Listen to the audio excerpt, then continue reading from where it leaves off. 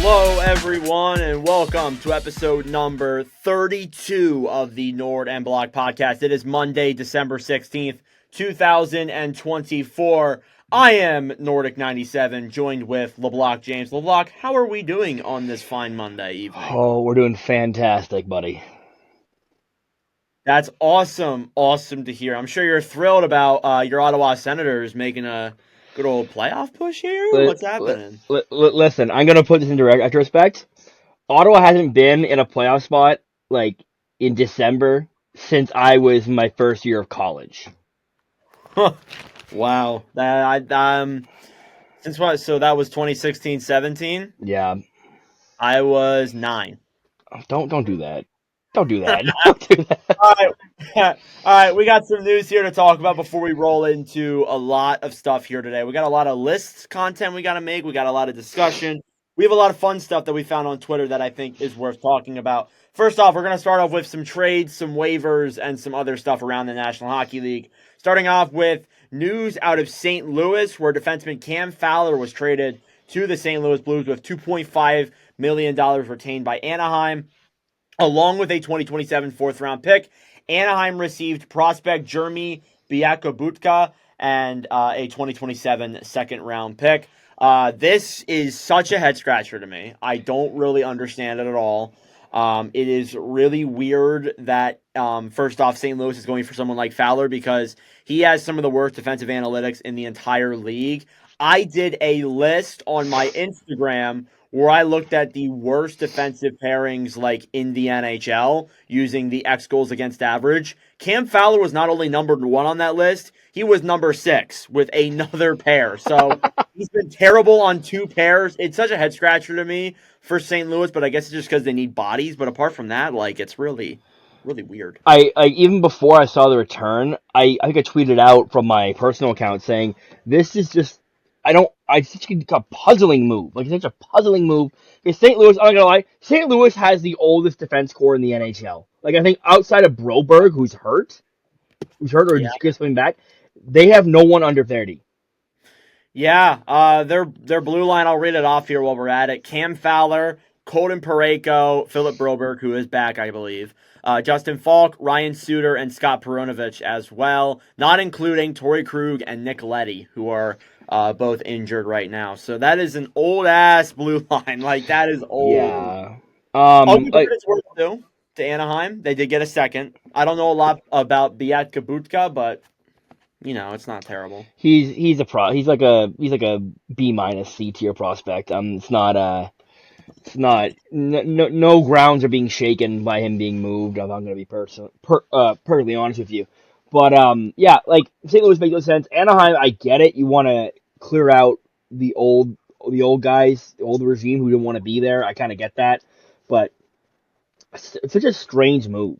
Like, no, I get it from Anaheim's perspective. It's good on them. They get a second round pick. For St. Louis, it's a little strange for me. It really is a little bit of a. But like, I think you could have probably waited. Like once again with the Blackwood trade, like I said, you probably could have waited. But I guess Anaheim wanted to get Fowler out immediately. Like, there's no. Saw him with Trouba. He's like, nope, we're done. Nope. Yeah. So Biakabutka, so we're thorough. Played games in the ECHL this season. He did play with Springfield before going over to Anaheim, which is the minor league affiliate for St. Louis. But yeah, this guy more or less has been an ECHL player through the majority of his career. So not really that big of an impact guy, but it's an extra body for your minor league, I guess. But overall, again, was a little bit of a head scratcher there that I thought was a little strange in St. Louis. I also want to touch base with the Blues about how they have made it's Brandon Saad, right? Why did I just blank on his name? Brandon Saad, yes. They have made Brandon Saad available for trade. They said that they want to move him out. I believe he is on a $4.5 million deal that expires not at the end of this season, but at the end of next season. Good luck moving on him, to be honest. I don't really think you can move someone like Saad, just not at this price particularly. And not having a great year with St. Louis either. Yeah, Saad, I'll pull up his stats right now. Through the amount of games with St. Louis, through 28 games, has 4 goals, 6 assists, 10 points. So he's not what he used to be. That's what we'll roll with there. That he is not what he used to be whatsoever. If you give me a second, I can pull up his official cap hit, but you're not going to get a lot for him. You're not going to get much for No, him. what you I could do. see Yeah. Sorry. you could see what happened is like this could go to the summer, but they also just waive him. They could waive him Yeah. and see if someone's gonna take him. If not, you're looking at you could just buy him out at in the summer if it Yeah. comes to that point. Saad is on a no trade clause. He gets paid 4.5 million for the next 2 seasons. That no trade clause is a 12-team no trade list. So I don't know. I don't know about that, Chief. I'm not a big fan. Don't think you're going to move on from him, Armstrong. But hey, I've been wrong before. We'll see where that goes from there. Also, I wanted to point out before we get into the Buffalo Sabres and what is happening there, Oliver Wahlstrom. This was a big headline, and I thought that this could actually turn into something interesting. Oliver Wahlstrom was claimed off of waivers from Boston. Um, he is Islanders. now a Boston Bruin, moving on from the Islanders. Low key, like LeBlanc, I've always been so high on Wallstrom. I think this could be a good move. This could turn into something good, but I'm not gonna lie to you when I said I kind of expressed that Ottawa should maybe make a claim for him. I've always liked Wallstrom.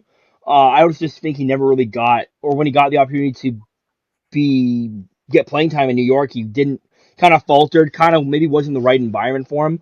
But I hope he has success in Boston. Not too much success though, because they're divisional rivals. yeah. I hope it works out for him because Always. yeah, it would suck to see such young talent go to waste. Yeah, I 100% agree with that. That's actually one more thing. Keegan Colasar signed a 3-year, $2.5 million deal with the Vegas Golden Knights. Hmm. So, not a bad lockup there. Again, I feel like we talk about this a lot. Like, Vegas, over the course of this season, has just been locking up their entire core. Yeah, Like, even their depth players are completely locked up. Like, this team is going to be what it is for the next, 3 years at yeah. least. So, I mean, I don't really know if that's a bad thing, but it is interesting. Like this team could fall off in the next 2 seasons and they're screwed, but I don't think that happens. That's obviously just me Mm, speaking like an idiot. Did you see that for the Team Canada World Junior roster? First off, like it's the final roster. yeah. Did you see it get announced? I did. Any Uh, complaints? I don't think we're not a serious hockey country anymore. Apparently, because we're just cutting guys who should be the best players on that team. I'm not even gonna lie to you. Like, Yeah, Zane Perrick did make this team. He did actually get an invite, and so did Beckett Seneca, but they were both cut. yeah, which I don't understand. Beckett Seneca should not have been cut. And I look at the defense core. Team Canada defense core is just it's Sam Dickinson, and that's the entire offense you're gonna get from that defense core. It's all defensive guys. Pretty much. Which isn't a bad thing, but like you need. I'm being a little hypocritical here because I always say like I want a defenseman who plays defense first and then offense. But when you're building a team, you need guys who can play offense on the back end and do defensive stuff well. They have one guy who does both things well, and the rest of them just play defense. Well, no, when you're building a team for a tournament that small, you should have guys who are able to score offensively. Mm-hmm. Like I don't even really think you're being hypocritical. Like I think that when you're looking at a tournament that's this small compared to, what in your context you like in an like a full NHL season when you're talking about that. For a tournament, I would 100% put someone like Zane Perrick on this team who may not be great defensively, but could also produce offense. And take out someone like Caden Price and maybe put Bonk next to Perrick and cover up the defensive things. Like I don't know, to be honest. I don't I like Perrick being cut is not like he probably should have made the team, yes, but I think Seneca's one where I'm like, why? Yeah, a little bit of Because a head scratcher. it's weird. Like I think we said this in the last episode. It's weird to see Team Canada go for such younger players because usually they go for the older guys, the guys who've been drafted, the guy who's maybe have been to the tournament before. But no, they went like we have guys like Matthew Schaefer made the team on the decor over Zane Perrick, which I think is kind of insane. But he's having a good year though. I'm not, Yeah. no disrespect to Matthew Schaefer, but and then McKenna and Martone making it over Seneca. I don't really know about that. McKenna kind of deserted, but they're both good players. But like it's tough. It's tough. I think Seneca deserved a spot on this team. Yeah, it's a tough choice. It is. I do want to say like there are five notable players, or sorry, I think there's no four notable players who are involved in the 2025 draft. That being Jack Ivan Kovic, who is I think I said that right. He's one of the goalies. Matthew Schaefer on the blue line, and then Porter Martone and Gavin McKenna are the forwards. One thing that I did see today is that Gavin McKenna was actually playing fourth line minutes with Team Canada. Did you see that? No, I didn't. But like, I'm not gonna lie. I'm not surprised. Team Canada usually doesn't give their young guys the big top 6 minutes. Yeah, I saw so many people complaining about that, and I even said that as like an American. I'm like, yeah, like McKenna is gonna be like really good, and it is gonna be like the next Matthews, is what they're saying. But I mean, you look at a lot of the guys who are above him. Like a lot of those guys played in previous World Yeah, I Juniors. also want to say McKenna's also 16. Yeah, he's a 16-year-old. He's He's younger than both of he's us. younger. He's less like physically mature. Like when you realize once you like you bulk up, he's probably not there yet. So you want to give him probably what they're gonna do. They're gonna give him like 4 third line minutes throughout the tournament. Then if he sees him if he produces, they're gonna put him up in the lineup in that tournament. But Yeah, for sure. I don't know. I don't know. We'll see where Canada goes from here. Did you see the only other roster that I think was released? I don't think USA's is yet confirmed, or I Sweden, might I be think Sweden's got Sweden's released. roster. Did you see Sweden's I roster? did. It's not that bad. Sweden It's is not not bad. bad. Honestly, Sweden could be a dark horse though. Yeah, I'm looking at the current team. You got a couple guys who aren't even like signed to NHL deals, but you got Axel Sandin Pellikka, Tom Willander, Theo Lindstein. They have guys like David Edstrom, Jack Berglund. Forgot who he was. Otto Stenberg. They're not that bad. They're not that bad. And they also have a kid, Victor Eklund, who I'm really excited for. Yeah, he's gonna be he's in this upcoming draft, and I'm honestly I'm high on Victor Eklund. I really do like Victor Eklund what he brings to the table. I am somebody who likes to watch hockey every month of the year, and I watched the Holinka Gretzky Cup in August. That kid is special. Hmm. That kid is super special. So let's hope for the best there with the World Juniors. And I'm pretty sure we're doing an episode next week. Maybe next week we'll do like our World Junior preview, and we'll look at the rosters and see what we think. We'll go through that more in depth in an actual like segment. But let's move on to the Buffalo Sabres. The Sabres have dropped 10 games in a row.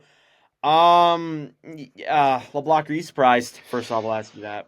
Okay, I'm gonna say this with all due respect. I think we kind of called this. Like we said, bringing in Lindy Ruff wasn't the right move, and from the early results I've been given, clearly we were right.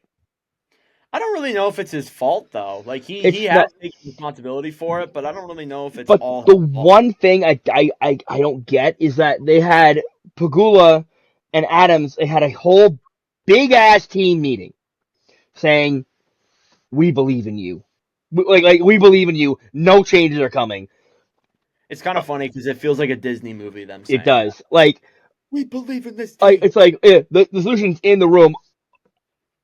I'm gonna be very blunt here. What more does the room have to give? Like what more do they have to give? Clear like this is not Buffalo of 2 years ago where they can just outscore the opponent, outscore the opponent to win games. This team is just not good. Yeah, I don't know. Like a lot of their players are like really struggling, and a lot of guys who like had really high upside at one point. Like we looked at Buffalo at one point as like the best prospect pool in the league. Some people believed, and guys like Dylan Cousins barely have 15 points this season. Jack Quinn has really struggled. Even like Peyton Krebs, we kind of knew that was coming. Yeah. Zach Benson struggled. Like it just seems like all of the young players who were brought in like the future that was like 3 years ago, they have all struggled. The only one who has been like really good this year is John Jason Paterka, and he was a second round pick. He was picked the latest of any of the guys that I just mentioned. Yeah.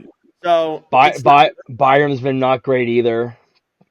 You see today in 32 Thoughts that Friedman said that Byram wants to be like a number one Yeah, defense. I saw that. Yeah. Yeah, I don't know if I can get behind Here's the that. thing. I honestly feel like that whole I really feel bad for Sabres fans because I cheer for a team that's missed the playoffs for 7+ years now, but they're going on year like 14. Like Yeah, I do feel bad for the fan base, and I don't blame them for not supporting them as much as they should. But like I think Buffalo is heading for another rebuild, like another teardown, because yeah. they're getting calls on Dylan Cousins, they're getting calls on Jack Quinn, they're getting calls on Byram. So like I just don't, and I you and honestly for me it starts at ownership. I'll be frank. Yeah. Pagula has been known throughout he used to meddle in the Bills, but now he's left the Bills alone. And look at the Bills; they're so successful now.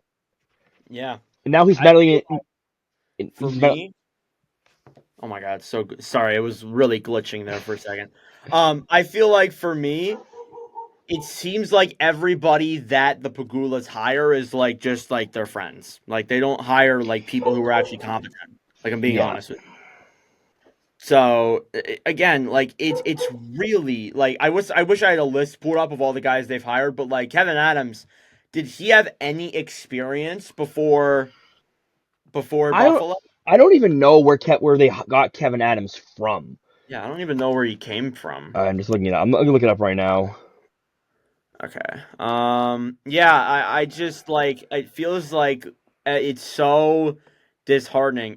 He was before he was the vice president, director. He's been with the Sabres for such a long time, but never had any general manager position besides, when he got into it. He was always the vice president and all that.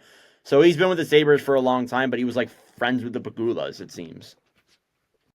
Yeah, and it I just don't seems really like he's been with like he was fired by Buffalo, brought back, and then he was just rose the ranks. And yeah, So, what changes would you make if you're Buffalo right now? If you're Pagula, what would you do? if I'm Pagula, honestly, like Kevin Adams, like you need like I would go to Kevin Adams and be like, you need to right the ship, and if you don't right the ship, I'm gonna have someone come in and do your job for you because you won't be out because you'll be out of a job. How did you feel about his comments saying that Buffalo is not a destination city and that I they don't I have palm trees? it's just I think I said this on last pod. Like it's just you call the press conference just to complain about your job. Like That's more or less what he did. And then he yeah, also said in that press conference that he had a big trade that they were planning on that they almost got to do, but they couldn't. They yeah, almost couldn't. it's just him complain. It's like if my uncle got drunk at a bar and then just starts spewing all of his work at me. I'd be like, okay, and Yeah, like Kevin Adams, I'll be honest, clearly is not fit to be the Sabres GM. I agree. And like if you're complaining, I'll be like, oh, we're not Destination City. Well, here's the thing, I wouldn't want to be in Buffalo in January either. I'm being very frank. I wouldn't want to be in. But here's the thing: there's other Yeah. cities in the NHL that are not desirable locations. Yet they still get people to come play for them. Yet they still make trades with people. Yet they work around it. They don't. I don't see Kevin Cheveldayoff going to the media and saying, it's so hard being the GM of Winnipeg. No one wants to play here. Same with Ottawa. I'm Yeah, sure you know that better than anybody. yeah. I don't see Staios complaining. I don't think Pierre Dorian complained about being in this market once. Yeah.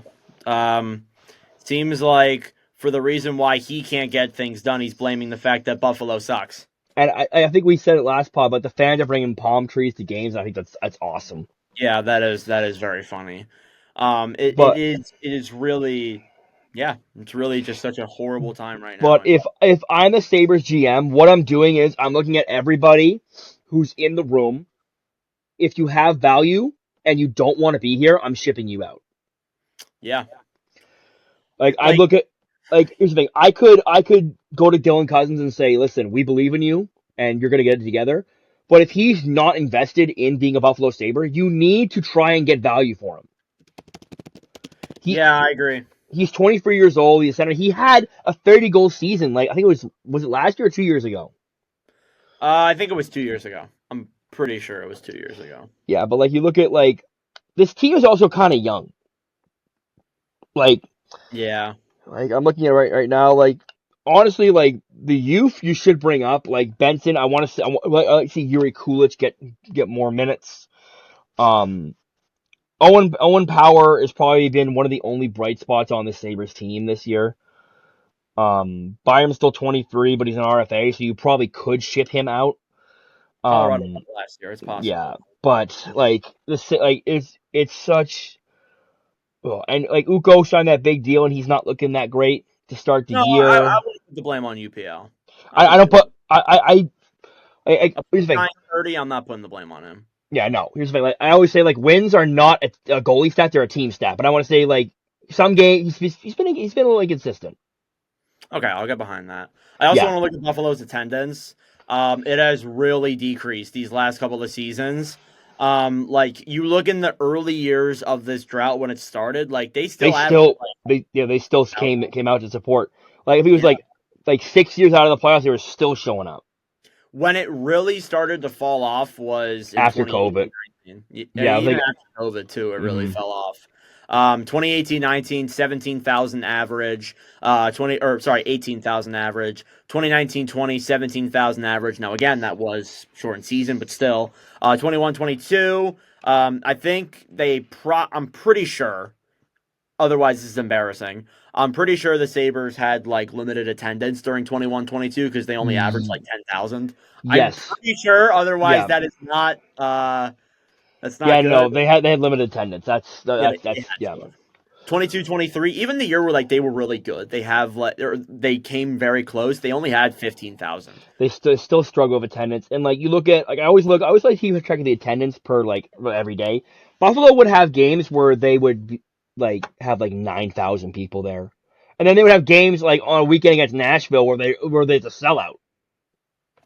Yeah, it's really a Yeah, little. I don't like it's so weird, but like if you look I'm on Buffalo's like roster page right now. Like if I look at Buffalo, the pieces that I'm going to ship out regardless are going to be Zucker. Greenway you probably get a lot for Greenway. I'm not gonna lie, a lot of teams could use a player like Jordan Greenway. And then Yeah, I'll be honest, if I'm going down the route of I'm going to rebuild the entire team, I would trade Bowen Byram, I would too. Yeah, I would too, for especially sure. after those comments from Friedman about Byram wanting to be a number one defenseman on another team. Byram Yeah, is defensive number 3 on this team. yeah. Good luck with that. Yeah, so I would trade him and try and get the most value off him. And then, yeah, it's really the only guys I would really move out. Unless I really wanted to move out the big contract and Dylan Cousins. What am I going to use that money, though? I'd rather pay Dylan Cousins. The only way that I would be like acceptable of that is if they get a legitimate like immediate return. Yeah. Like if they get a return that works now. If you get like a first round pick and some really good prospect, like I don't think that's good. You need to get a No. return that works now. You need to be a hockey trade. Yeah, it needs to be a hockey trade. You cannot be trying to go for future assets. I'm sorry, I don't think this team can take another rebuild. I don't think they can take I another don't. 4 to 5 years. Yeah, and I think like you always want to look at like the business side of things. Like for business, like you said, the attendance is decreasing more and more as time goes by. If there's Yeah. another rebuild, you best assured that attendance will go down and down and down and down. But I always find it funny how we never hear anything bad about Buffalo from the outside perspective about their attendance. Yeah. But all the other fan bases get like a load of shit for it. Yeah, for sure. Yeah. I don't But Buffalo, I'll be honest, Buffalo, I'm not gonna say pack it in, but they got 1 foot out the door to Cancun. I feel like with Buffalo, like you need to at least show some progress. You need to show like it feels like the rebuild is going backwards. That's what it seems like right now. And I feel like if I'm trying to think to like what we said at the beginning of the season. Like we said that Buffalo was still a few years away from, becoming legitimate, but still I feel like they need to still needs to be some signs of improvement and not their Yeah, young players struggling. I do want Buffalo. Like Buffalo's playing Montreal tonight. I'm pretty sure. If they lose, they're last Yeah, they play them tomorrow night. They are tomorrow last. night. Excuse me. Yeah. I'll Oh, be they are streaming last. them. So Yeah. So yeah. yeah. yeah, they're like it's just like Buffalo. Like best way I could put it is one step forward, 2023, two steps back now. Yeah, I'll get behind that for sure. All right, Buffalo is one of the couple of teams that we see trending down in the National Hockey League. So we're gonna do a little bit of a segment where we talk about teams that are trending up, teams that are trending down. So first off, LeBlanc, you can talk about any team that's trending up or team that are trending down. Do you have anybody that you want to discuss before I get The into Ottawa, it? the Ottawa Senators. Okay. I figured that's where you were going to go. They have won 3 in a row. They beat Anaheim 5-1. They shut out Carolina 3-0. And then I think they beat Pittsburgh 3-2 in overtime. I'm pretty sure it was 3. Yes. They're 7-2-1 in their last 10. Got to give a lot of credit to Linus Ullmark. He was named the first star of the week this past week. I think he went like 3-0, had a shutout, Yep. and he had a very good save percentage down the stretch too. So a lot of credit to him. Allmark has arrived. I don't know how to say it any better than that. Like he's like I guess this is the Allmark we expected to see when Ottawa got him from Boston. Yeah. Now, it's funny because we talked on an episode a couple weeks ago that we said it felt like Ottawa's season was falling behind. Do you feel that now? Because they have won 5 of the 7 games they played in December. It has been an awesome stretch of hockey, but it's time for that long 19-game road trip. Nine, not 19. If it was Oh, 19, that'd be insane. 9 That'd be insane. That'd be insane. 9-game road trip. I apologize. They Um, played their last home game on Saturday. Their next home game is the 9th of January. I will be there. I will be. Okay. So here's the thing. I feel better about Ottawa's season now, but I look at the race. You look at the teams that are. I'm gonna give you the teams that are either tied or 1 point within Ottawa. Yeah. Philly is tied with a game. Me and LeBlanc's teams would be fighting for a wild card spot. I would have. Um, the Rangers. Pretty surprising. The Rangers are a point back. The Pittsburgh Penguins are a point back. The Islanders are a point back, and Columbus is 3 points back now. So, but the one thing I will say, Ottawa has games in hand on all those teams. But here's the thing: I always say this, and I said this last year. Games in hand only matter if you win those games. 100%. We said that last season. I 100% agree with you.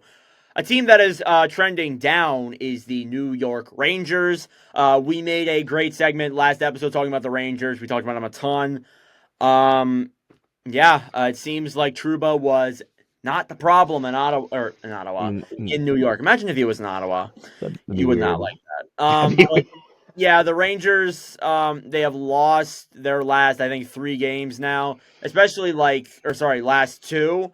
The only game that they've won in the month of December, I believe, I'm pretty sure. Oh no, they won 2 in the month of December. The only one that they won this past week was against Buffalo. So, and I also said, I think I said this on the Nordcast, or I said this somewhere. If they go 0-3 on this West Coast road trip or Western Conference road trip that they're going on, where they play Nashville and then Dallas, I have a feeling we might see a coaching change. Even though I don't agree with it, I feel like we might see it. Like I always say, it's I think who's to blame? I think Drury's to blame personally, but Drury's gonna fire Lavalette to save his job. That's always how it goes. Yeah, he's a scapegoat essentially. And I don't think Lavalette deserves to be fired. I think the Rangers 5-on-5 play is just it's atrocious. And I'll be honest, if they don't have Igor on this team might be bottom 5. Yeah, and you see Igor he is falling off a little bit. He's kind of deteriorate. Well, not deteriorating. He's kind of falling back down to earth, I guess we should say. And the Rangers can't rely on him that much anymore. They need to find a better system to play. And I'm gonna say this right now. I think before coach change, there's gonna be a trade. There's gonna be a move. Something's got to give. Yeah, I do want to bring this up, and this is something that I actually wanted to bring up at the start of the pod, but the roster freeze for the holidays is Friday, so we might see some trades this week, and the Rangers might be doing it. Do you remember the year there was a roster freeze before the COVID season, and there was a trade frenzy? I do remember that. Do you remember the roster freeze Like the roster freeze before the expansion draft and all those trades that happened that day Yes, to yes. Seattle. That was wild. Like Ryan Ellis got traded to Philly. That ended up going so well. Aiden Hill got traded to San Jose. Like there was Yeah. so many moves in that day. Pretty But well. yeah. And then Jared McCann got dealt to Toronto. And And then then and they got taken. They got taken. it was literally like it was so weird. But anyways, we going back on track. Yeah, the Yeah. Rangers. We may see something before the roster freeze. I do want to also say they are only one game above 500, and they are only one goal above a positive goal differential. Which is kind of crazy because they got clapped this weekend by LA. They did get clapped this weekend by the Kings. So I really don't know. We're gonna see where it goes from here with the Rangers, but a lot of negatives there. Do you have a team that is trending up or down? Do you, I am going to say trending up. Can we talk about I'll go. We'll go trending up first, and then we'll go trending down. yeah, Trending up. I or want four. to say Utah. Yeah, that was one of the ones I was gonna say. Utah has been awesome. They're coming off of a really good week. They are actually. I looked earlier. I looked last night when I was doing my power rankings. They are on a 5-game point streak, beating the Sabres, the Flyers, losing to the Wild in a shootout, beating the Avalanche, and beating the Sharks as well. So they're on a pretty good heater, I would say, and that is for a team that was wildly inconsistent to start. And seeing them go on this stretch like this actually makes me very happy. So it's great to see. Yeah, It really. it's coming together for Utah. They're getting the goaltending when needed. They're getting the scoring when needed, which is the most important thing. I really like they're all coming together. They're making a push. I want to go to another team in the conference that's trending down though, and I'm Okay. gonna say this, and you might be shocked by this actually. I'm gonna say All right. Calgary. No, I'm not really shocked by that. I think we expected this to come. They're 3-5-2 in their last 10. They did randomly beat Florida last night. They shut In out our Florida. Yeah, they beat them 3-0. But in games before that, they got blown out 8-3 by Tampa. I do think, yeah, I agree with you. They are trending down a little bit, and I think that we expected it. So I'm not like really like hating Yeah, on it. I, But yeah, so Calgary at home, 11-4-1. Calgary on the road, 4-7-4. I do have a stat that we can read. It's about Dustin Wolf. Oh yeah, Find it. So Puck Empire, Puck Empire loves to post stats. They posted something about Dustin Wolf the other day. It said, "No place like home. Flames goalie Dustin Wolf this season is 8-1 at home with a .949 save percentage. On the road, he's 1-5 with a .862. So yeah, they are really yeah. good at home and really bad on the road, which is kind of not surprising for a team that is like of their stature, where they're not like they're not expected to be where they are. I'm gonna say a team that's trending up, and this one might shock you. Okay. Who's clicking right now? Mac and Celebrini and the San Jose Sharks. No, I'm with you. They're 5-5-0 Yeah, in their last 10. They really have been like actually pretty exciting. They beat St. Louis the other night. They did lose to Utah in a close score, but again, Celebrini and the Sharks, like a lot of those players have looked awesome. Celebrini, 20 points in 21 games played, nearly a point per game pace, which is awesome for a player like him. So I'm really excited to see where he's going to go from here. A team that is trending up for me is a team that is also in California is the LA Kings. The LA yeah, Kings they're are 2-0 in their last 10. They've won 7 of their last 8. They've been great too. another team in the same one trending up. Edmonton, eight Yeah. 8-2 in their last 10. 5 wins in a row. They're playing Florida right now in this Cup final rematch. They are losing 2-1, so we'll see where that goes. But yeah, pumped for the Oilers. One more team for me trending up is the Capitals. Capitals, well, not really trending up, but they are They're still a going up. they're a wagon. They're They a are a wagon. wagon. They've only had one regulation loss in their last 10 games. They have won. I think if they win tonight against Dallas, they will have won 11 straight on the road. Let me look and see if they're winning. I'm pretty sure they are. Yeah. I do want to say I'll go back to the East for my last one. But trending up, I know, and they did lose on Saturday, but Pittsburgh is trending up. Yeah, I know. It's really weird. They're 6-3-1 in their last 10, I think. If I read that, yeah, they are. Yes. We expected this. I feel like we said this on the pod. Like Pittsburgh, just like they're gonna They're give their always in the race. They're always somehow in the race. as long as they have Crosby, they will be. That's what we've been saying for years. Yeah, but Pittsburgh's a team of like we'll win a lot, then we'll lose a lot in a row. Then we'll win a lot in a row, then we'll lose a lot in a row. They're very Yeah, inconsistent. yeah, for sure. Okay, let's move on from trending up and down. Let's take a look at something that LeBlanc found on Twitter that he wanted to discuss. So LeBlanc, do you want to like explain this? So I'm gonna pull up the photo before I discuss this. So where's it? So shout out to Big Head Hockey on Twitter. That's where we found this. Basically, is the list saying players in the NHL right now who are or who could be top 5 players in the world one day. And it's a short list, and there's a lot of debate about this on Twitter, and I thought we should discuss this in full. So the players are McDavid, Draisaitl, McKinnon, Matthews, Kucherov, Makar, Quinn Hughes, Kirill Kaprizov, Alexander Barkov, Jack Hughes, Connor Bedard, Makin Celebrini, Matvey Michkov, and Tim Stützle. Yeah. Let's go through every player individually because I think that's a good way to gauge it. Let me actually find the tweet as well. She said Big Ed Hockey. I saw it the other day. Okay. So. Oh my God, this is horrible preparation by me. All right, I got it. Okay, first player Connor McDavid, yes. Second Yeah. player Leon Draisaitl, yes. Third player Nathan McKinnon, yes. Yes. Fourth player Nikita Kucherov, fourth player Austin Matthews, yes. Yeah. Fifth player Nikita Kucherov, I would say yes, but I could Yeah. see, like, some people have them like 6 or 7, but he usually is like in that conversation. Mm-hmm. Cale Makar. Most people, yes. I see some people who do have like him outside the top 5, which I totally get. But then Quinn Hughes. Quinn Hughes is really like might be better than Makar. I'm like he's turning it on. Yeah. 100%. Kirill Kaprizov.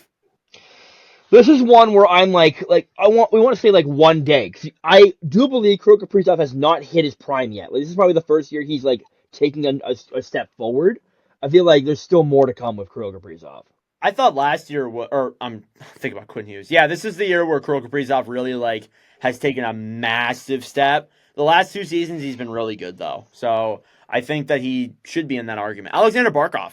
This is one where I'm like I don't know because I feel like I think this is what you're gonna get from Barkov. This is the best he's gonna be.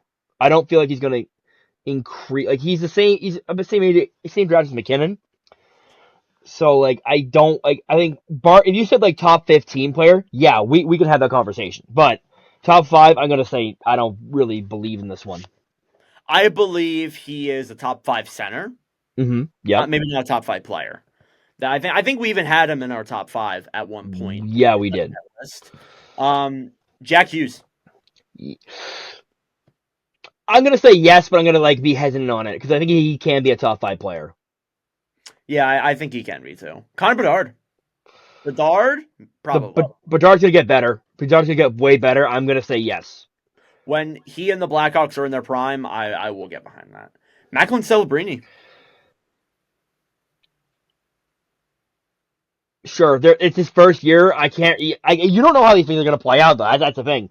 I'm like in the same spot with Michkov. Like, it's a little too hard to gauge just yet. Like, I really do think like Michkov's gonna be like a really good player. But like I don't know. Like I would have to see like in his prime who else is playing still with him. Mm-hmm. I don't know. And then Tim Stützle. Tim Stützle, I don't think he's hit his. He's not even scratched the surface in my eyes. I think I think he's a fringe top 5 player. Yeah, I would agree with that. I think if you were talking top 10, I'd say probably he probably could be a top 10 player one day. But like he's 22 still. He's only 22 years old. Yeah, I don't know. Like again, like with a lot of the younger players, like for the guys like that they mentioned, Jack Hughes and above, like I could see it For the younger guys, like I need to see like who else is playing while they're in their prime for me to be like, yeah, I agree. But yeah, is there anybody else that like you had in mind? Like I think about it, but I'm gonna go for some like I read through some of these comments of some people who thought some players should have been included on this list. Mitch Marner. Mitch Marner was one of them, and I'll be honest, I got into it as I always do. I get into it with a lot of because like there's saying something to happen, then they're saying, oh, it's already happened. He's reached his prime. He's not even a 100-point scorer, and he's like, No, what? How old is he? he's 27. He's gonna be 27, 28 now. Yeah, like he's not like. Fuck, he's 28. That makes me feel so old. I remember he was like 19. He was like 9. Yeah. Yeah. Eichel was mentioned here a lot in the comments. I saw Eichel. I once again like Mitch Marner. This is what you're gonna get from Jack Eichel. Lane Hudson. Absolutely not. Like I don't mean to shit on Lane Hudson all the time, but like if we're talking like top We'll have, 5 defensemen in the future, we can have that conversation. we'll have to see. We'll have to Yeah. see. We'll have to see for me to get behind. Another You're right. one, I see another him. one, another one was Panarin, but I don't think Panarin's. Would you say Panarin's been a top 5 player in this league ever? No. Top 10? Yes. Top 10 probably, and I'm No, talking like number 9 or number 10. But I I'm gonna don't. say I'm just gonna list some people who've been named. Don't talk about them, but Logan Cooley was mentioned, Lucas Raymond, Alexis Lafreniere, Braden Point was mentioned a lot. I could get behind Point. Maybe. I don't know though. Like I feel like you're looking at 5 players, five Yeah, best players in the league. I don't think so. Personally, I don't think so. I can see an argument. He's probably going to be like a top 10, top yeah. 15. And then just some more. Rantanen was mentioned quite a bit as well. Pasternak. Pasternak, and Fantilli was mentioned as well. Yeah, I can't. I don't know if I could get behind Fantilli. Yeah, I can't give up Maybe. behind He's top Fantilli. 5. Yeah, and then Jesper Bratt, Matt Barzal, like some Hell like no. yeah, Elias Pettersson as well. Pedersen maybe. The other guys, hell no, hell no. I can't agree with that. Yeah, like I think that's really all this, and there's a lot of backlash saying that Stutzla and Celebrini shouldn't be on this list. Yeah, I don't know if I can. I don't know if I agree with that. Again, as I said, I think he might be like a fringe top 5 player. Yeah, and I'm gonna agree with you there. I'm not gonna fight you on that. So But like I think he definitely is in the conversation at the very least. The other guys like I don't really understand. Like I see some people saying that Panarin's better than him. I'm like, no, he's not. No, he's not. I'm sorry. like I do want to say like for the young guys, like there's still so much time to develop and grow. Like here's the thing, Bedard could be a 120-point player. It could be an 82-point player. That we just don't know. Yeah, we don't. So And not to mention, there's one player who's not drafted on here that I think would be in here when he gets to the league, and that's Gavin McKenna. 100%. I even think there might be some player like even like I feel like someone like Porter Matone might get in to the Man, top. he's ridiculous. Yeah. So I will see where that goes, but that is a good list, LeBlanc. I'll give you props for that. Yeah, but I will say the NHL is in such a good spot for young talent right now. Like, there's so many good young players. Like you see, like I even saw something that like the NBA is like struggling to get their next regime of young talent, while the NHL is they have They're much. fine. They're fine. We good. Like we good. Like, Yeah, we good. too much, and it makes it even more fun. Okay, I wanted to talk about something that was brought up in a lot of hockey outlets. Is analytics useful, or does it have a place in hockey? I'm talking about more specifically the argument that Tony DeAngelo and a couple players have gotten, or a couple of people have gotten into arguments over on social media with people like Dom. I forget his name. Lecision. Right? Sorry about that, Dom. Jay Fresh was another one. Yeah, those were ones that really sparked arguments of maybe analytics maybe not being useful in hockey. Do you agree with that necessarily? So I always say you take the good with the bad. So I at first when analytics first started getting popular, I was really against analytics, I and think I now that I'm older, and so I would say analytics are a good tool to a point. They're like if you're like people who like you see arguments on Twitter all the time about this player's better than this one.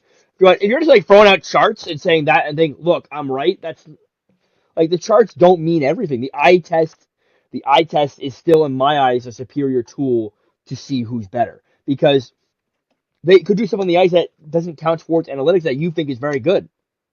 Yeah, I feel like in a way, like I for analytics, in a way I get it. In a way I think it's useful. But I also believe that I agree with you. Like I think that you have to watch the games too. You can't just look at the analytics and be like, "Oh yeah, yeah, he sucks. That's why." Which is why, like, for someone like me, I try and watch as much hockey as I can. Mm-hmm. Don't. I'm not just gonna look at charts all day and be like, "Oh yeah, this is why. Yeah, this is why. Yeah, this is why." Like people who like just go into like chart like, oh look at his wins above replacement. He must be awful. Like there's They not never like watch the game in like their like life. like like like watch a game. Like the analytic community, I always find the analytic community a little sensitive towards the stats. But I do think analytics really do impact. I think goalies are the one group of players that get really impacted by those analytics because like, oh, look at his was it goals saved above expected? And Yeah.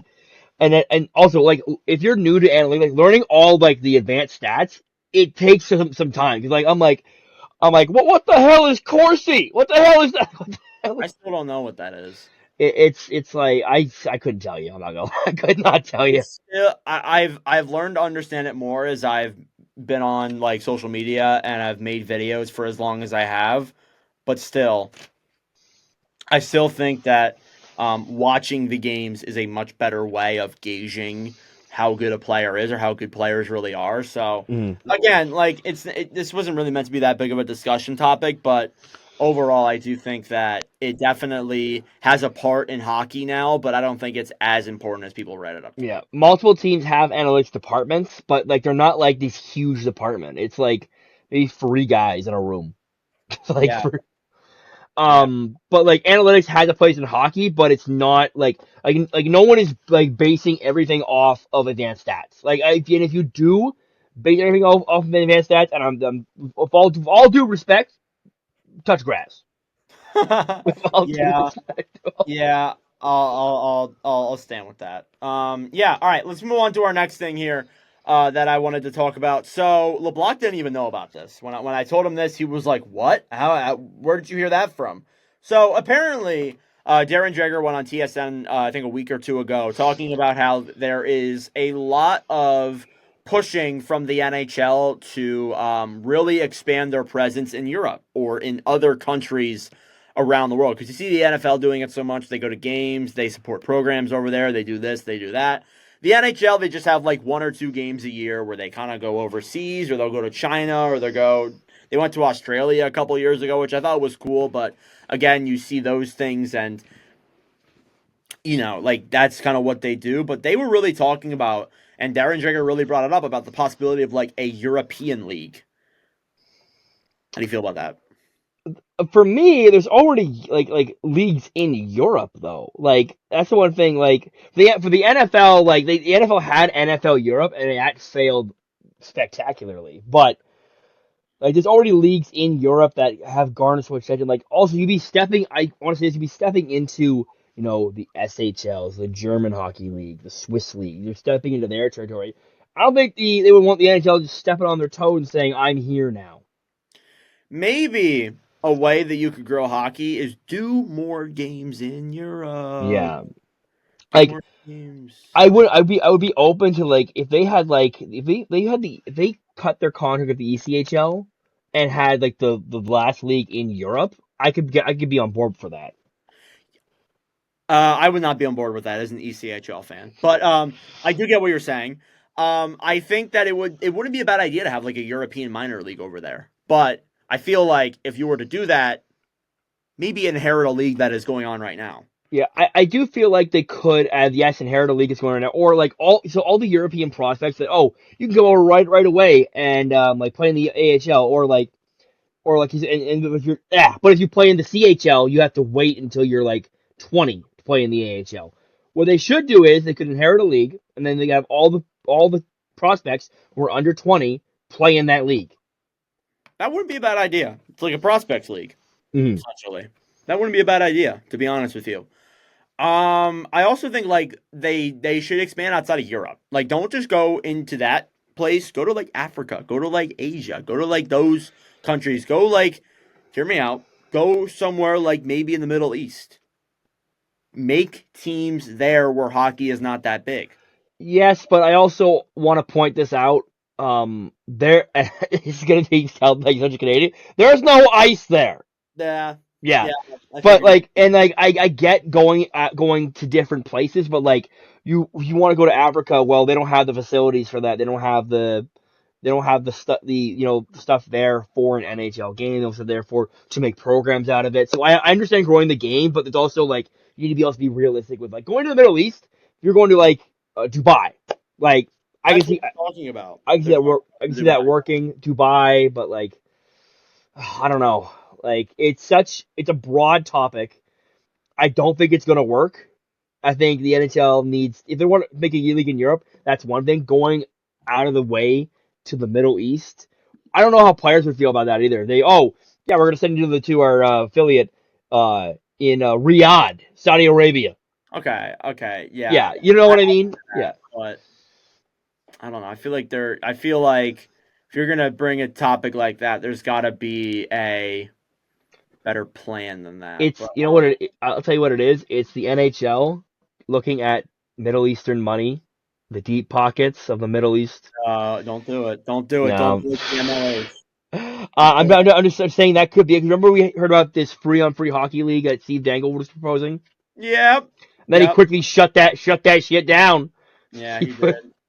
So like, I don't know what it is. Like, I just don't really agree with the idea of putting a league in Europe. Yeah. I don't know.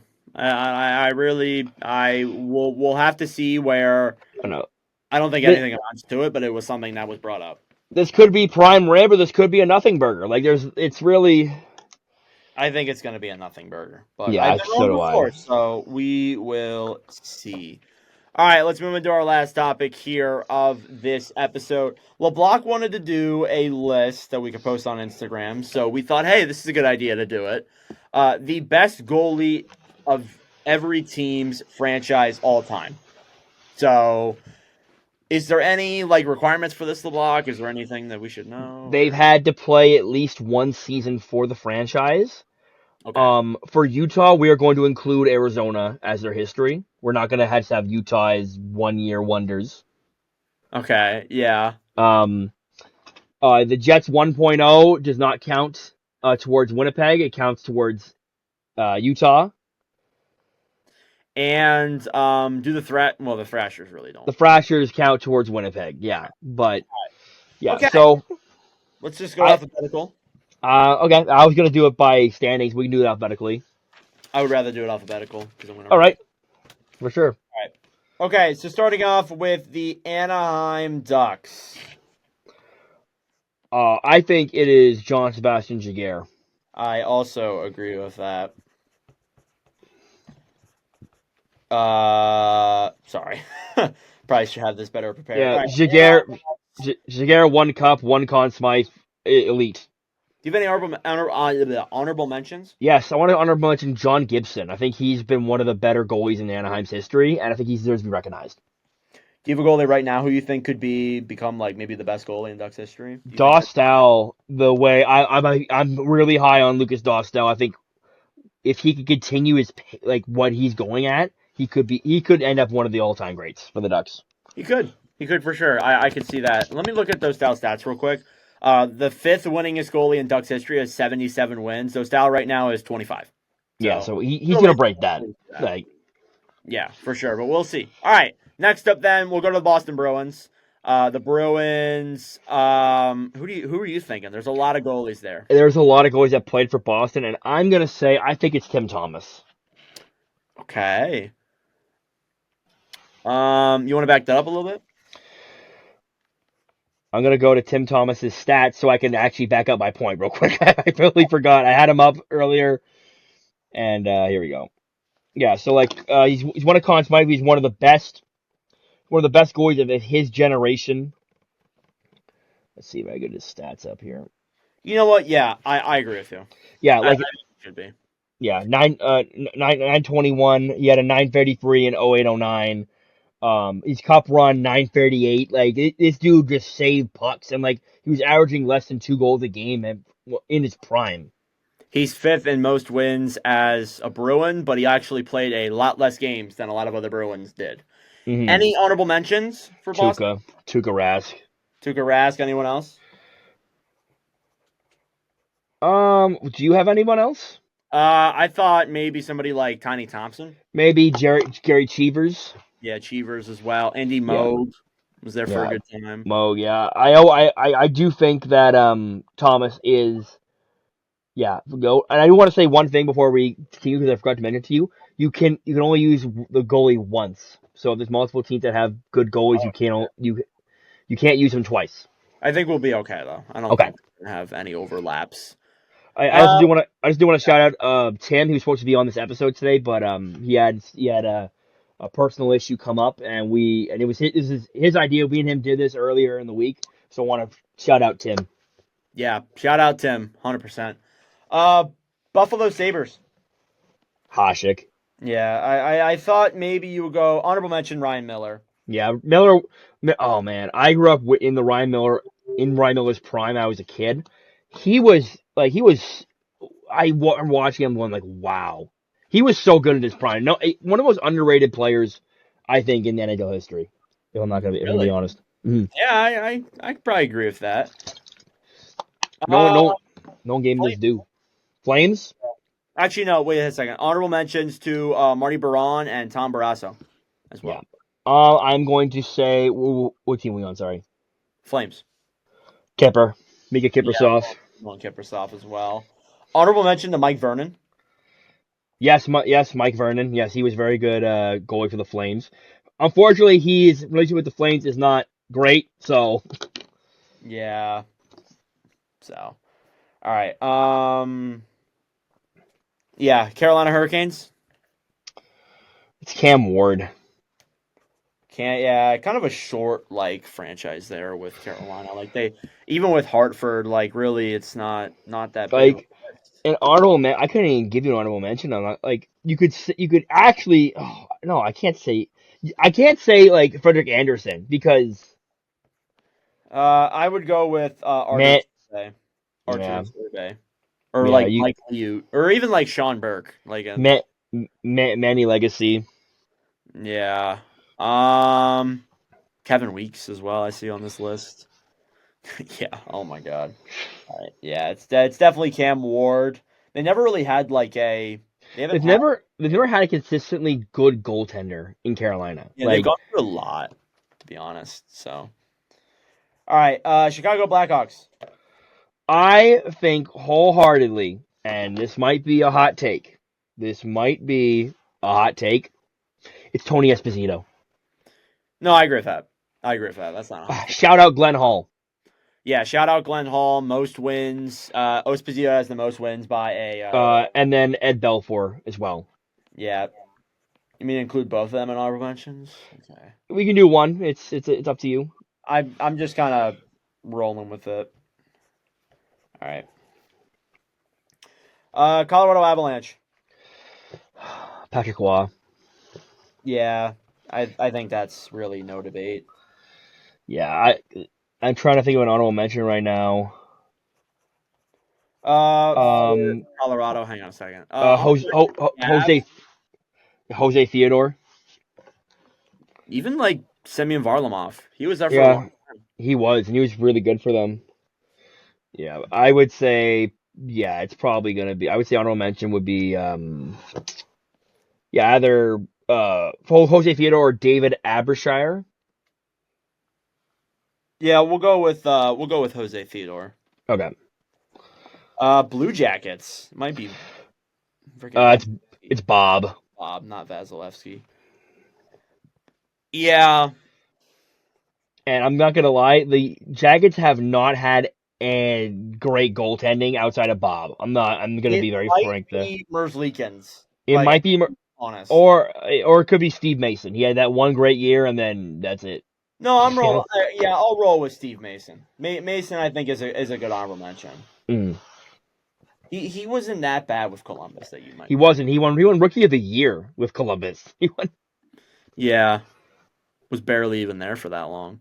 Yeah, the next best would be like Corpusalo. Mm. Yeah, Corpusalo, as he's known on this podcast. Four. Dallas merged with Minnesota. Okay. I this might be a hot take. It's Marty Turco. Yeah, I'm agreeing with you. Not even really a hot take. I agree I with mean, you. you could say Ed Belfour. I don't think he played. No, he played 300 games. I think it's good. I think it's an argument. I would like it's basically on who do you prefer? Yeah, I think I would go Belfour honorable mention, and then Turco is probably the best goalie. Even like you think Jake Ottinger could be in this conversation at some point? Onger, I think he's getting up there where he could be. Onger will probably, if he stays, he'll be probably one of the best goalies in Stars history. Yeah, most of well, he is signed to a long term deal, so he Mm-hmm. is staying. Yeah. Detroit. There's been a lot of great goalies for the Red Wings. Yeah. I think it's Terry Sawchuk. Yeah, I agree with that. Honorable mention to I'd say Chris Osgood. yeah. They never really like I mean Sawchuk played in an era that was really good, but he never really like they haven't really had like a really good goalie. Yeah, like Osgood played 565 games for the team. Like other than that, like Jim Rutherford was there for a while. Yeah, Rutherford, even like Hasek was there for Hasek wasn't there for that long though. He's there for 2 seasons. yeah. Jimmy Howard as well, like this Howard has a lot of records in the Red Wings, and like I know Red Wings fans don't like Jimmy Howard. just because of that last year he wasn't good. Yeah, but yeah, you could. I would say on much of Chris Osgood. Yeah. Oilers. Oh, there's one. There's literally only one option for this. I'm not gonna lie to you. It's Grant Fuhr. Yeah, Honorable mention to I don't even know. Bill Ranford, Andy Moog, Cam Talbot, don't put Cam Talbot in this. Nico Don't. Koskinen. Holy crap, I forgot about him. Yeah. I wish we had a podcast in the Koskinen era. Oh my. No, he was bad there. I can't say Dubnik. Oh, Dwayne Rollison. Yeah, I'll go with Dwayne Rolson. Yeah. I don't think no Cujo didn't play for the Oilers. Did he? He did. He did. Yes, he didn't play too long though. The fact that I could say Mike Smith makes me sad. Yeah. Florida Panthers. We got to be very careful. I'm going to say it's John Van Beesbrook. You're not going to say Luongo? Hang on. Oof. That's Wait a second.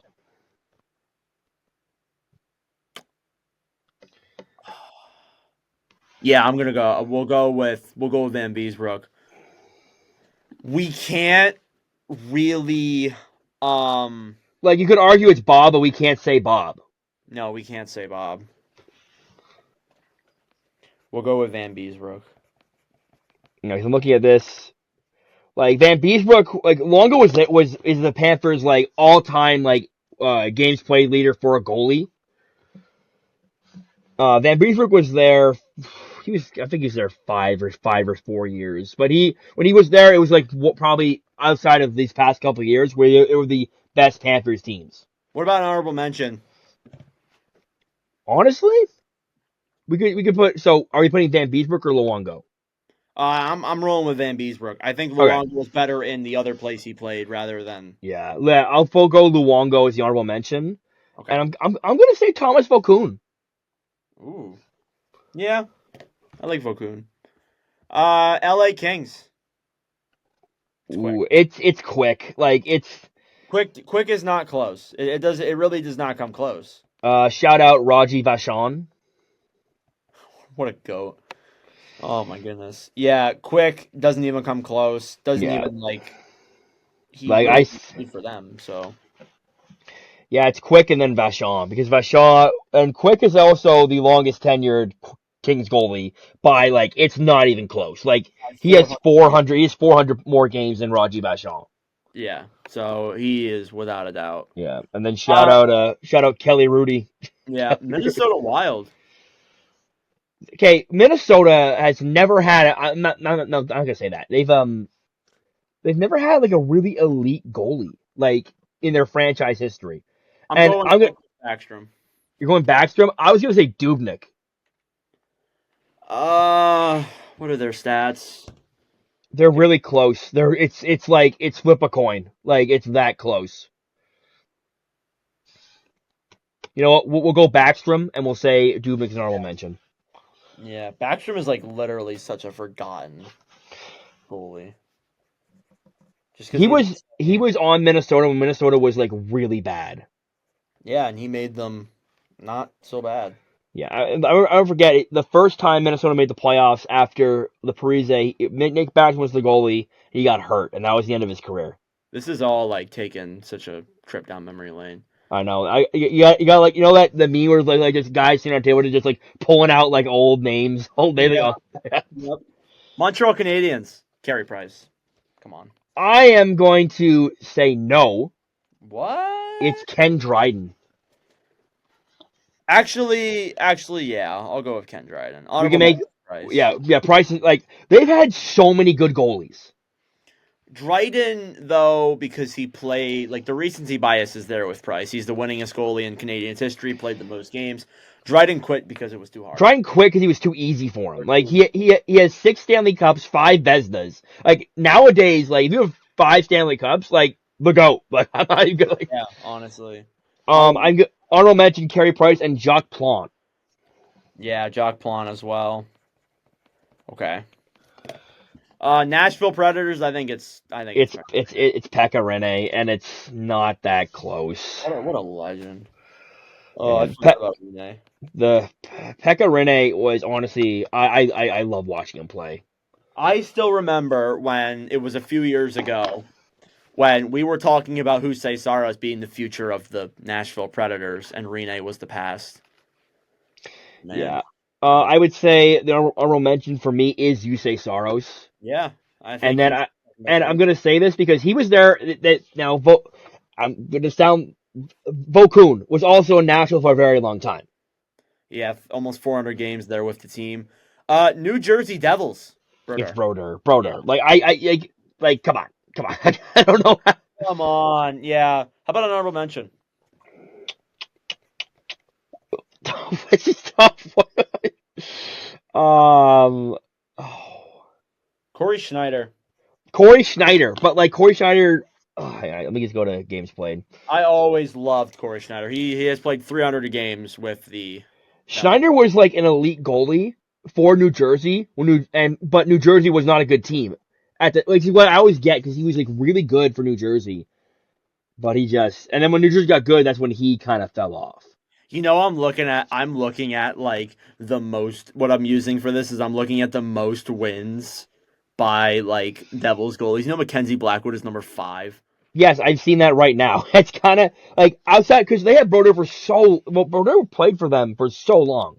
1,300 games. I don't think we've seen another goalie with that many so Broder far. also averaged like he was playing like 75 games a year too. Yeah, barely rested.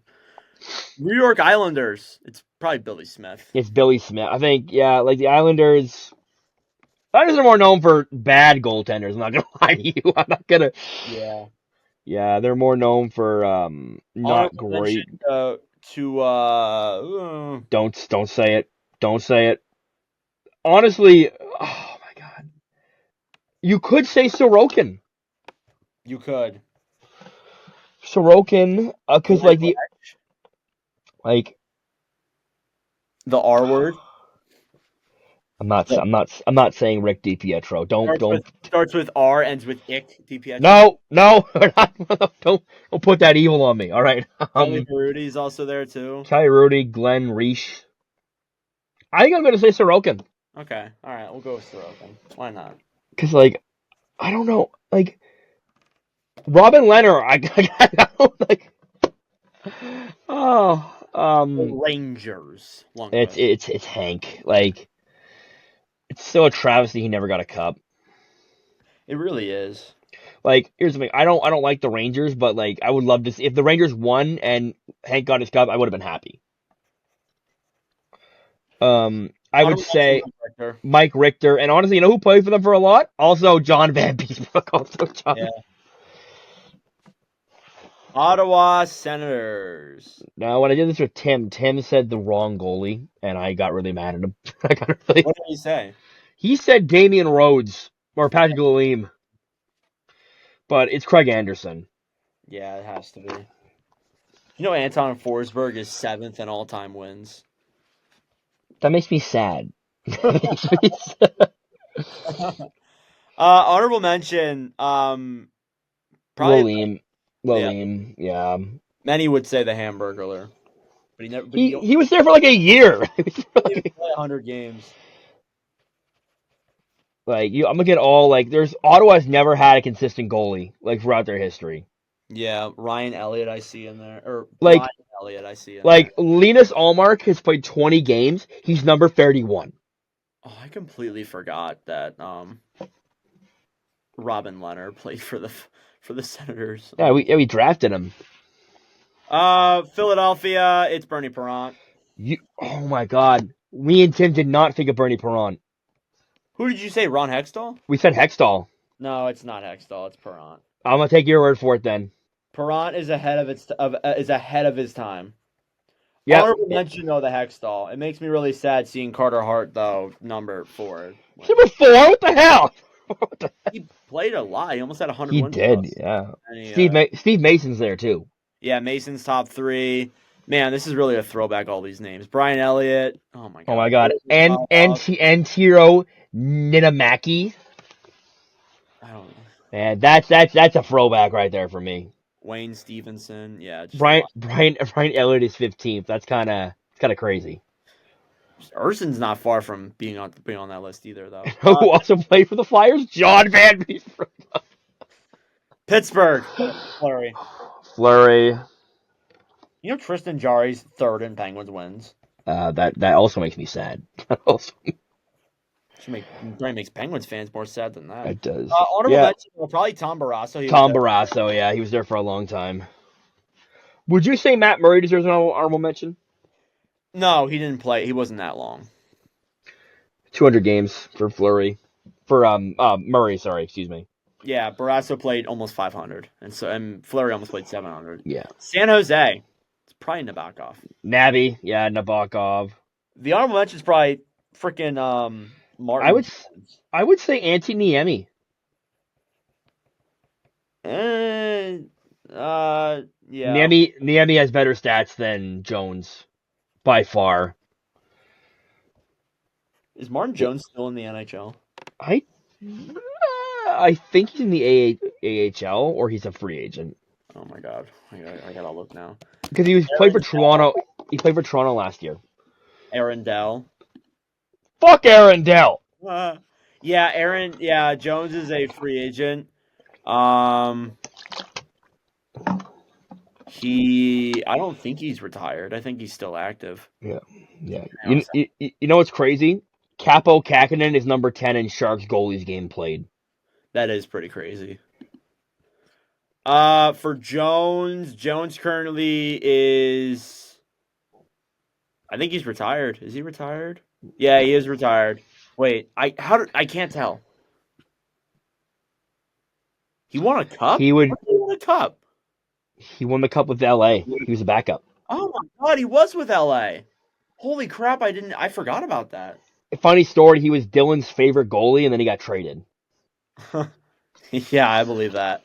No, they got traded to Boston, which is fine. Then Boston traded into San Jose, which then he got pissed. Yeah, I'm sure he would have gotten pissed at that. Seattle. It's the cord. Martin Jones played for the Kraken too?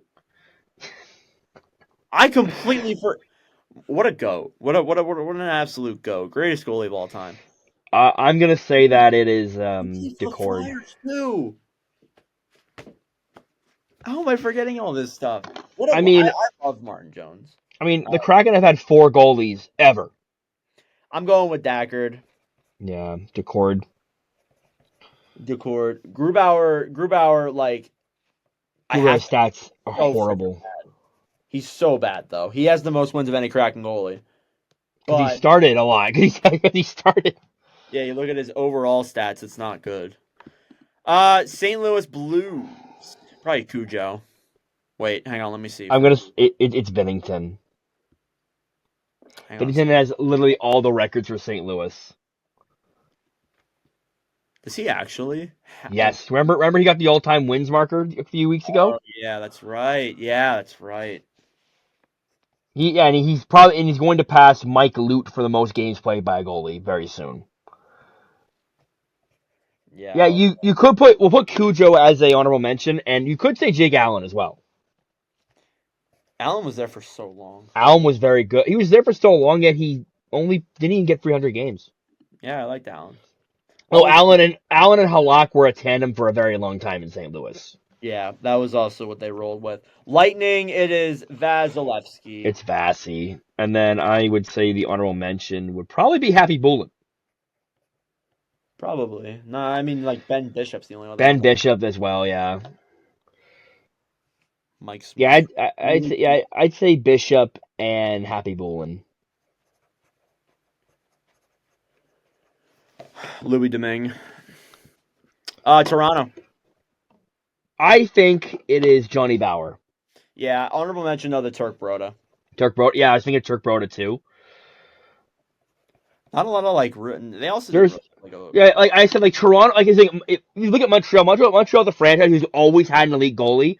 Toronto, the franchise who's always been like it had like one or two good goalies, and the rest of the year like there are times like they've been. Toronto's more known for their playmakers though. Yeah. Yeah. Utah / Arizona / Winnipeg 1.0. Who would you say? Because I think you know the history more than I do. Hang on a second. My thing really just struggled to load. I need to see. Let me look at Arizona first. Who do you think? I think it's either one of these two. It's either Mike Smith or it's Ilya Bryzgalov. That's who I'm going with. Who I'm thinking of. Yeah, because Ilya Bryzgalov, Smith was there for about 50 games more, but Bryzgalov's stats are better. Yeah, I'll go with Bryzgalov. I put Mike Smith in an honorable mention. Yeah, I will. I will do that. I don't know. Utah, just a little. But how is Karl Vejmelka number 8 on the wins list? That is kind of crazy. I love Vejmelka though. I'll never forget the day he shut out the Leafs. Greatest day of my life. That was awesome. Vancouver Canucks. It's Luongo. That's why we skipped him for Florida because we cannot use more than one goalie once. I would mention to Kurt McLean. Yeah. Yeah, I would say yeah. Kurt McLean. Yeah. Golden Knights, probably Fleury. We can't use Fleury. Can't use Fleury. It's gonna be Logan freaking Thompson. Yeah, that's what I would say. Like it's either because are you gonna say Aiden Hill? No, I say Logan Thompson. Malcolm Subban.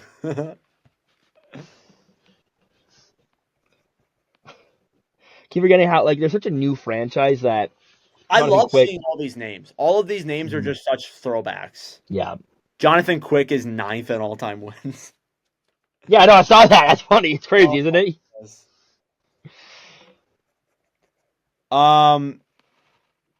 Honorable mention. We said honorable mention. Fleury.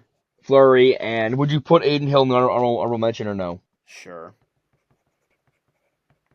Capitals. I would say it's either Holtby or it's Olaf Kolzig. I'm going. Holtby was there for the Cup. Kolzig played 700. Kolzig was there for a long time, but Holtby's stats are so much better. I'm gonna go Kolzig. I would say honorable mentions go to Holtby and Jim Carrey. Yeah. Jim Carrey won a couple of Vesnas. Not the actor. Michael Neuwirth, his 9th My all-time God. wins. Grubauer. Oh, what a I name! keep forgetting Grubauer was a Capital. He wasn't even really there for that long either, though. He was the starter going into their cup run, and then he got pulled for Holtby. Yeah, and then look how that went. And then finally, the Winnipeg Jets. It's Hellebuck. Hellebuck. There's no argument. I don't like honorable mention like Andre Pavlik. Laurent Brossoit. Yeah, like I think it's Pavlik. I just want to see that. Like Pavlik was there for the Thrashers, and like still like it's. Yeah, it's probably Pavlik. Pavlik is. Yeah, Pavlik. Want to go Michael Hutchison? Oh my God, that's such a throwback too. Is he even still in the NHL? Like half of these goalies, like I forgot about completely. No, Pavlik's not in the NHL anymore. No, I meant Hutchinson. There's no way. You're gonna make me look it up, aren't you? He plays in Liga. Oh, he does. Yeah. What a legend! What a legend! Yeah, all right. It's it's crazy. Dave Riddick's number 7 in all-time Jets wins. That is kind of crazy too, and he only played there like how long? Like only like a year or two. 21 games. Yeah, and Chris and Steve Mason both played for this franchise. No, I don't think Steve Mason did. Yeah, I see right here. Steve Mason played 13 games. Played 13 games for the Jets. Oh, it must have been at the end of his career. Yeah, and then Chris Mason played 20 games for the Jets. Oh my God, what a time. Because that's when Steve Mason he got traded to Montreal and then he just up and left. Yeah. All right, do you want to go through the full list? Let's do it. All right. Anaheim Ducks, John Sebastian Jaguar. Boston Bruins, Tim Thomas. Buffalo Sabres, Dominic Hasek. Calgary Flames, Mika Kiprusoff. Hurricanes, Cam Ward. Blackhawks, Tony Esposito. Avalanche, Patrick Waugh. Blue Jackets, Sergei Bobrovsky. Marty Turco, Dallas Stars. Detroit Red Wings, Terry Sawchuk. Edmonton Oilers, Grant Fuhr. Florida Panthers, John Van Beesbrook. LA Kings, Jonathan Quick. Minnesota Wild, Nicholas Backstrom. Montreal Canadiens, Ken Dryden. Nashville Predators, Pekka Rinne. New Jersey Devils, Marty Brodeur. New York Islanders, Billy Smith. New York Rangers, Henrik Lundqvist. Ottawa Senators, Craig Anderson. Philadelphia Flyers, Bernie Perrance. Pittsburgh Penguins, Marc-Andre Fleury. San Jose Sharks, Evgeny Nabokov. Seattle Kraken, Joey Decord. Blues, Jordan Binnington. Lightning, Andre Vasilevsky. Maple Leafs, Johnny Bauer. Utah/Arizona/Winnipeg 1.0, Ilya Bryzgalov. Vancouver Canucks, Roberto Luongo. Vegas Golden Knights, as odd as it sounds, Logan Thompson. Washington Capitals, Olaf Kolzig. And then last but not least, Winnipeg Jets, Connor Hellebuck. All right, you like that list? Perfect. All right, cool. That is all we have for the Northern Block podcast. LeBlock, any final thoughts? Let's get a pizza. Yeah, let's get a pizza. Looking at the Oilers versus Panthers right now, Oilers are up 4-2 on Florida right now. What? It was 2-1. Yeah. Oilers kind of took off 3 straight goals. Nice. Shows why they're the best team in the league. Or not the best team in the league. Best team in hottest team. Yeah, they're one of the hottest teams in the league right now. So yeah. All right, well, that'll do it for this episode of the Northern Block Podcast. Thank you guys for watching or listening. If you did enjoy, be sure to like and subscribe down below if you're watching on the YouTube end. If you're following on the podcast end of things, give us a good review. Tell your friends. Follow us on Spotify and Apple Podcasts. Follow the Nord Block Pod Instagram at Nord Block Pod. Follow the Nord Block Pod Twitter at Nord Block Pod to see content, opinions, and all that good stuff. That's it for us. I'm Nord. That's Block. Thanks for watching, and we'll see you in the next episode. Ciao. I just do what I do. See me, I can do without this.